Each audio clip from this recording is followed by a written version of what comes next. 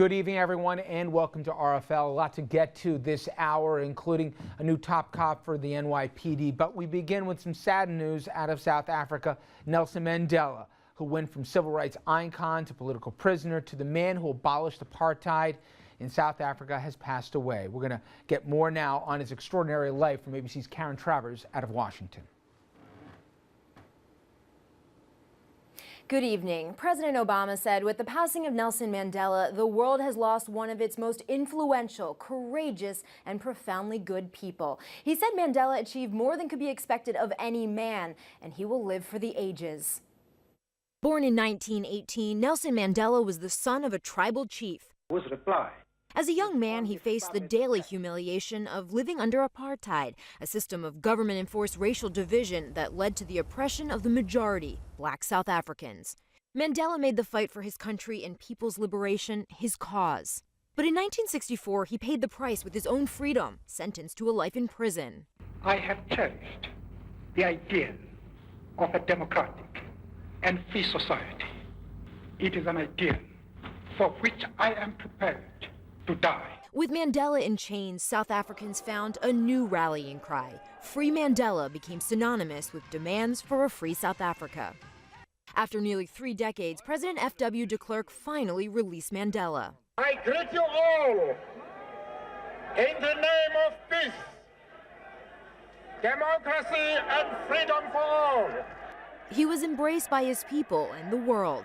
Mandela became a Nobel Peace Prize recipient, and in the fruition of a political dream, was elected president in the country's first free election. The post-apartheid years were rife with unemployment, and AIDS plagued the country. A triumph was the 2010 World Cup, played in South Africa. The event's emotional climax came when a 91-year-old Mandela, who had fought for years to host the Cup, appeared on the pitch.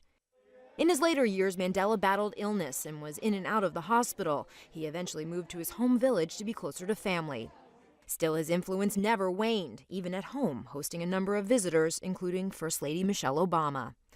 Nelson Mandela became a living symbol of freedom and the strength of the human spirit in South Africa and beyond. When he announced Nelson Mandela's passing, South African President Jacob Zuma said his nation lost its greatest son, and while millions will mourn, Nelson Mandela is resting at peace. Reporting live from Washington, Karen Travers, ABC News. Now back to you. Thank you very much, Karen. And known as South Africa's favorite son, but also in many ways the father of the new South Africa. And we're bringing our panel tonight here, Republican strategist, co-founder of New York Meeting, O'Brien Murray, and also with us, Dominic Carter, political journalist and author, and Andrew Whitman, senior political correspondent. And it was interesting in the last hour from the folks from F.W. de Klerk, who literally was negotiating the new South Africa before then prisoner Nelson Mandela even left Robben Island, speaking about how he single-handedly was able to make sure that 90% of the population that was black in South Africa went with him for reconciliation rather than vengeance, and convinced the other 10%, the white population in South Africa, that they would still have a part of the country. Everyone using words like grace, and just a historical figure that can't be exaggerated how much he impacted really the world. And Dominic, you had a chance to meet Nelson Mandela just months after he left prison. Richard, it's an experience that will stay with me. This is from 1990. 1990, yes. It's an experience that will stay with me. He was 5 months out of prison at the time of that photo. And I have a remarkable story that I can tell you, time permitted, in a second. Sure. But he represents hope, forgiveness, and I can't overestimate the historical nature of the time in which this occurred.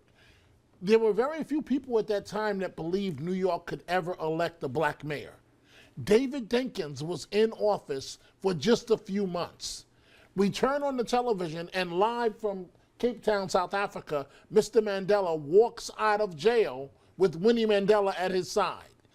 And the fact, as you said in your lead-in, what he did in South Africa and for the world really was a miracle.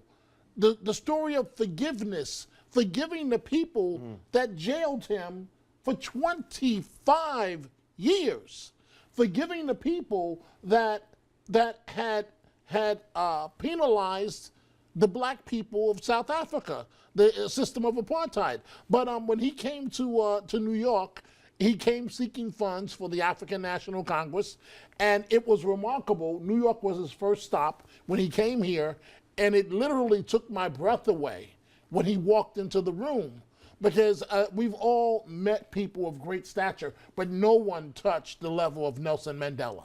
You could see the President Obama spoke in the last hour about this, and he talked to you could see the profound impact.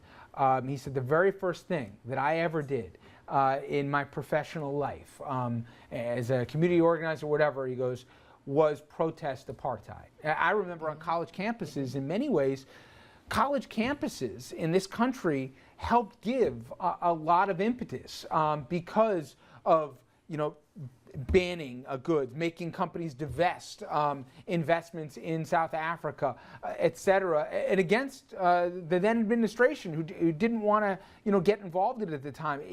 It cannot be overstated, and I know people, it's sometimes too much to make of movies, but if you get to see Invictus, just what he did, simply Obi, with even a rugby team, which was the symbol of white South Africa. Blacks despised it by and large here.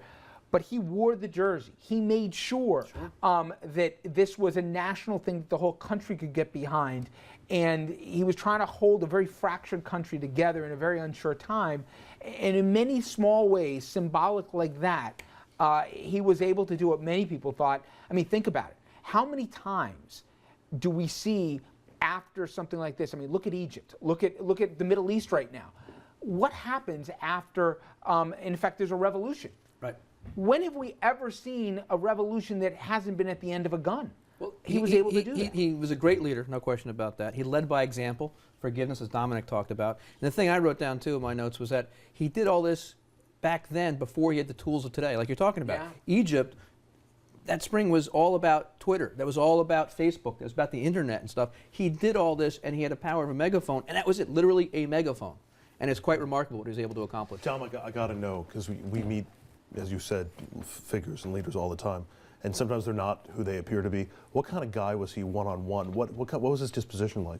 Everything that you can imagine that's positive, Mr. Mandela was. Really? He's one of the few people that I've ever met in my life that everything that you can think of positive, he represents. And normally when I have a big interview like that, before we're waiting to go live, Richard, it was for radio at the time.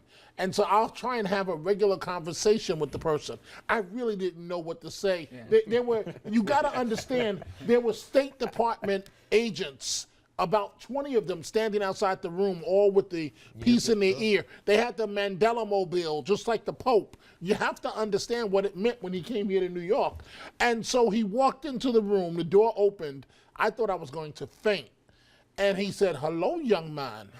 And I said, "Mr. Mandela."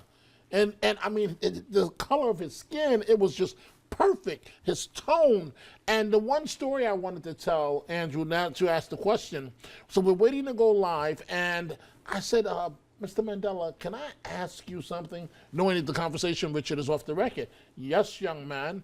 I said, "Mr. Mandela, you just got out of prison for 25 years. 27. And, right, and all you had to do was renounce the ANC, and they would have let you out. And you're standing here, Mr. Mandela, and you're not angry." I said, "Mr. Mandela, I would be very angry." And he started laughing, Richard, before we went on live. And he said, I'll never forget these words. He said, "Young man, for me to be angry would be giving in to my captors." And when he said that, I said, if this man is not angry after 27 years in prison, what reason does any of us have to be angry about anything? It's amazing. Andrew, he had a profound impact, not just on this president, but other presidents. In fact, we mentioned before, President Obama, he spoke earlier from the White House after news from South Africa came. Let's take a quick listen. We've lost one of the most influential, courageous, and profoundly good human beings that any of us will share time with on this earth. He no longer belongs to us. He belongs to the ages. We will not likely see the likes of Nelson Mandela again. So it falls to us as best we can for the example that he set, to make decisions guided not by hate but by love, to never discount the difference that one person can make, to strive for a future that is worthy of his sacrifice. You know, when we talk about, obviously, a life well lived, Peace Prize, first president in the reconstructed South Africa, what he went through, and you've been to Robben Island, I've had family who've been there, you walk away from there and you have some of the former inmates who now take you on tours, and it's just breathtaking, apparently, something I want to do. Imagine for a second, think about the last year that we've talked about in this country, the pettiness, the juvenile inanity that we deal with, and think about what they dealt with, what he dealt with, and what they were able to overcome. It just puts things, I think, in some perspective. Here's what big makes picture. I mean, impressive layer after impressive layer. He had his own political pettiness to deal with within the ANC, within the leadership of South Africa. He's the president of a new country.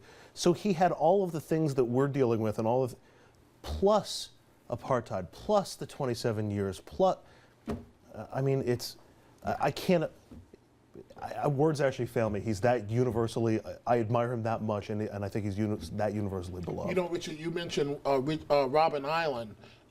It's remarkable when the prison where Mr. Mandela was held for the bulk of the time that he was incarcerated. The Alcatraz. Right. When you take the boat and you're looking at it, but the inmates, they give the former inmates that were in jail with Mr. Mandela, they give the tour guides now, and they call it a university.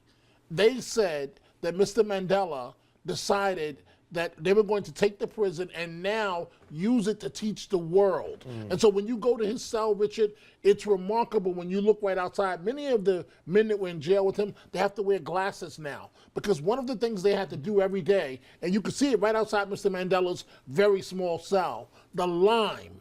They had to go outside in the hot South African sun every day and chop up lime, literally to just move it from one part of the prison to the other. And it can really cause a lot of damage to your eye upon the reflection from the sun. Obviously, he will lie in state, and the world will be paying its respects in the coming days here, and we, of course, will come back to this story. When we come back, though, we will switch gears. It was a busy day in both our region and also a lot of important issues to get to. We come back, New York City has a new police chief. We're going to tell you about why he may be new, but he's certainly not new to the job, and what it also says about what lies ahead maybe for Mr. de Blasio and his decision. Stay with us.